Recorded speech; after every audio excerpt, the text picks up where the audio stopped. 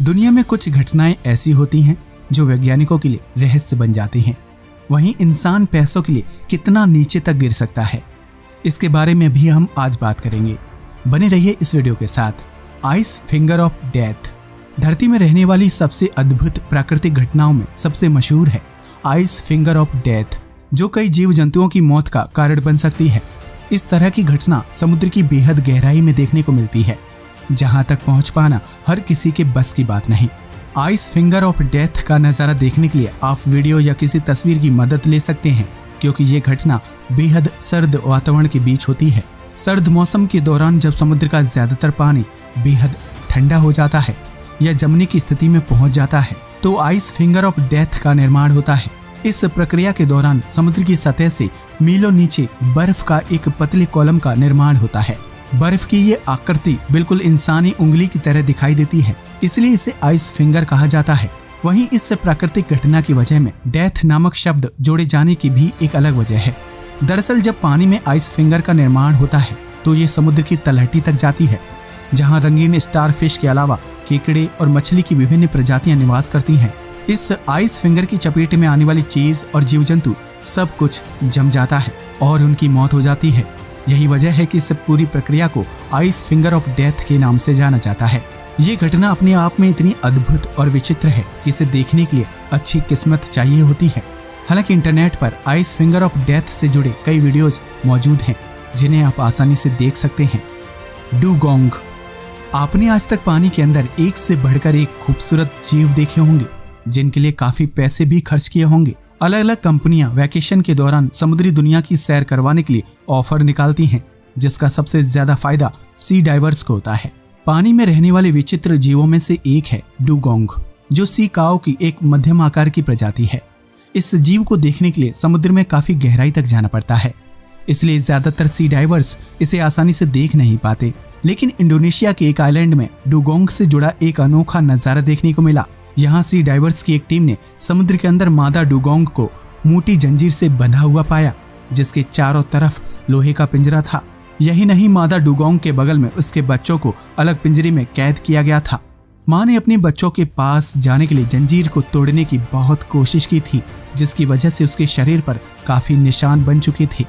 ये नजारा देखकर सी डाइवर्स के होश उड़ गए, लेकिन बाद में पता चला कि मछुआरों के एक दल ने ज्यादा पैसे कमाने के लालच में डुगोंग को पानी के अंदर कैद कर रखा था, ताकि पर्यटक उनके साथ फोटो खिंचाएं और उन्हें ज्यादा मुनाफा हो।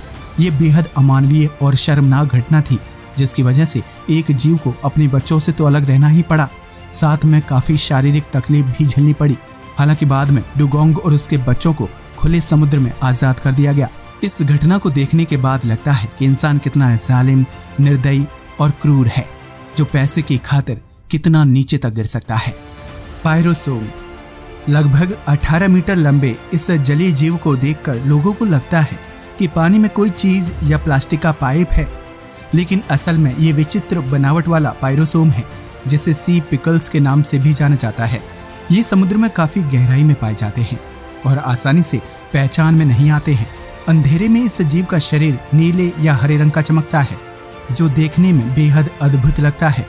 ट्यूब यानी पाइप जैसी शारीरिक बनावट वाला ये जीव एक प्राणी नहीं होता, बल्कि इसकी पाइप नुमा आकृति के अंदर कई सारे पायरोसोम का घर या कॉलोनी होती है। पायरोसोम का आकार जितना बड़ा होगा, उसके अंदर उतनी ही बड़ी कॉलोनी होगी। ये कॉलोनी के अंदर ही अपने बच्चों को पैदा करते हैं और धीरे धीरे कॉलोनी को बढ़ाते जाते हैं। लगातार होते निर्माण की वजह से छोटे छोटे पायरोसोम आपस में जुड़ते चले जाते हैं और विशाल आकार का निर्माण करते हैं। आमतौर पर पायरोसोम पानी में तैरते हुए पाइप की तरह लगते हैं, जो बड़ी शांति से अपनी जगह पर स्थिर खड़े रहते हैं।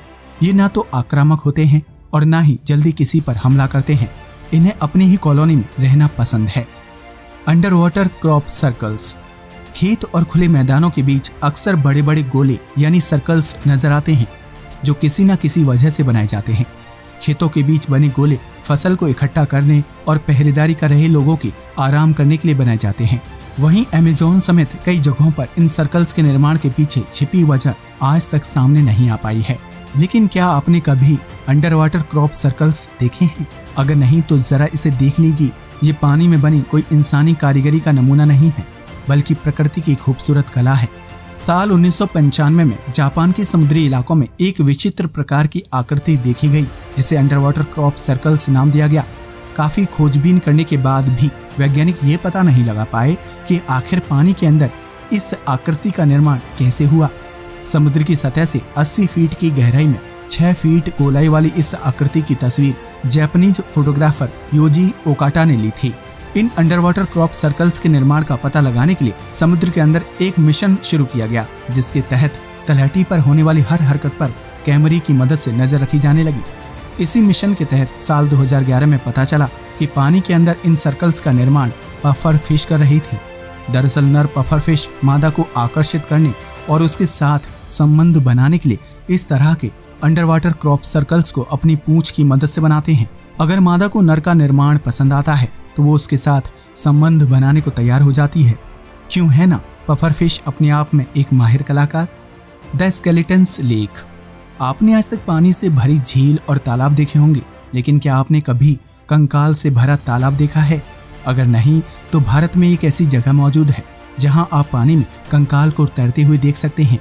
दरअसल भारत के उत्तराखंड राज्य में रूपकुंड नामक एक बर्फीला तालाब मौजूद है, जिसे मिस्ट्री लेक या स्केलेटन्स लेक के नाम से भी जाना जाता है। हिमालय के नजदीक चमोली क्षेत्र में ये बर्फीला लेक 5020 मीटर की ऊंचाई पर स्थित है।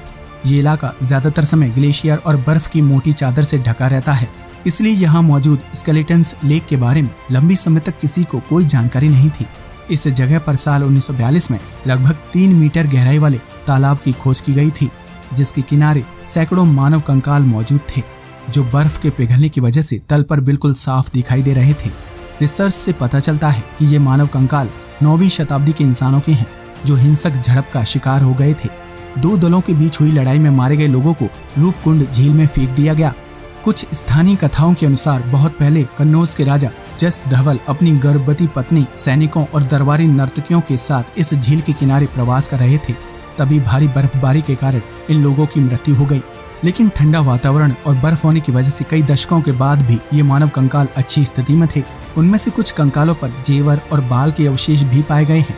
ये पूरी घटना सामने आने के बाद रूपकुंड झील को द स्केलेटन्स लेक के नाम से जाना जाता है, जो वर्तमान में टूरिस्ट प्लेस बन चुका है। हालांकि दोनों दावों में कितनी सच्चाई है ये बात कोई नहीं जानता, लेकिन इसे विचित्र घटना माना जाता है। दोस्तों, इस वीडियो को बनाने में मैंने बहुत मेहनत की है, लेकिन आपको लाइक करने में सिर्फ 1 सेकंड लगेगा, इसलिए प्लीज इसे लाइक करें और नीचे दिए लाल बटन को दबाकर चैनल को सब्सक्राइब भी कर लें। धन्यवाद।